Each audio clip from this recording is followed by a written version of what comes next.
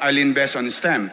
I-redirect ko going to STEM, science, technology, engineering, and mathematics. But going around the country, nakita ko po yung hirap ng buhay ng mga magsasaka na nagbibigay sa atin ng pagkain. Kaya ang gagawin ko, STEAM, no? STEA for agriculture. We will invest such money, magmumuhunan tayo, bigyan natin yung mga state university katulad ng Tarlac. Ang dami mga state university sa Mindanao na maaaring magturo muli ng agrikultura para magkaroon tayo ng food security dahil itong pandemyang ito, tinuruan na tayo na maging maingat at mag-produce ng sarili natin pagkain at huwag tayong umasa sa mga imported food products wherein hindi pa natin alam kung ano ang mangyayari sa away ng ibang bansa.